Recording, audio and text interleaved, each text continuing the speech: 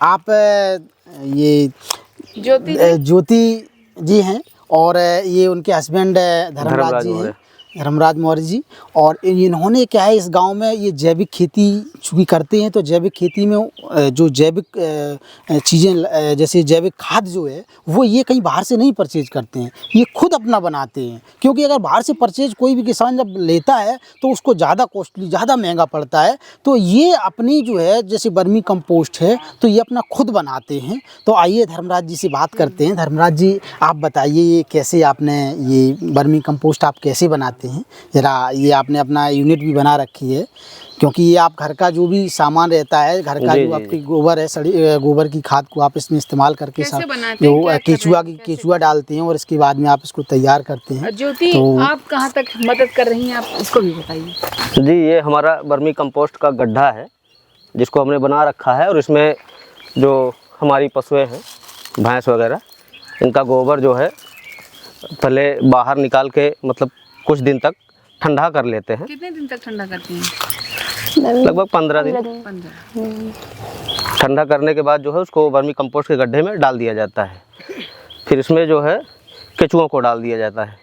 वो आइसिनिया फेडिटा नाम के केचुए आते हैं, तो उनको डाल देते हैं, तो बहुत तेज़ी से मतलब उनका ग्रोथ होता है। और 3 महीने में वो पूरे गोबर को जो इसमें मतलब पड़ा रहता है उसको पूरा खा के एकदम बढ़िया वर्मी कंपोस्ट तैयार हो जाती है उसमें। तो आप अपनी खेती में इसी का इस्तेमाल करते हैं? जी जी। आप कैसे जान पाते हैं कि आपकी वर्मी कंपोस्ट तैयार हो गई है? वो दानेदार सूखा सूखा बिल्कुल, हाँ, चाय की पत्ती जैसा दानेदार हो जाता है। जब आपको जैसे जब आप बन जाती है उस समय केचुए कहाँ ऊपर आ जाते हैं या नीचे रहते हैं? नहीं, पूरे में फैल जाते हैं जी।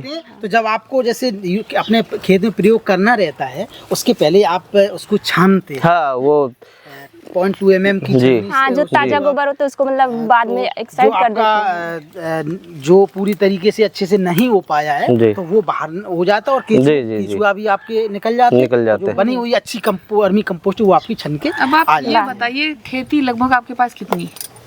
लगभग 12 बीघे। 12। कितना इस्तेमाल आप किससे कर लेते हैं? अरे अभी बहुत ज़्यादा नहीं हो पाता, तभी मान के चलिए 2-2.5 बीघे तक हो जाता है। कर लेते हैं जी। धीरे धीरे आप प्रयासरत तो होंगे कि आपको पूरा इसी तरीके से काम करना है जी। तो क्या उसके स्वाद में कुछ अंतर लगा आपको, अगर आप इसका खा रहे हैं? जी जी, जो मतलब केमिकल से जो तैयार होता है उसके टेस्ट में और इसके टेस्ट में अंतर होता है, और ये हमारे सेहत के लिए भी लाभदायक है। इससे कोई जो है इसका साइड इफेक्ट भी नहीं होता। बनाने वाली तो ज्योति हैं, तो आपको लगता होगा कि आप कुछ अच्छा कर रही हैं और लोगों के लिए भी अच्छा, जी मैम, क्योंकि आप ये बेचते भी तो हैं ना इसको। जी। आप जो उगाते हैं वो बेचते भी हैं। जी।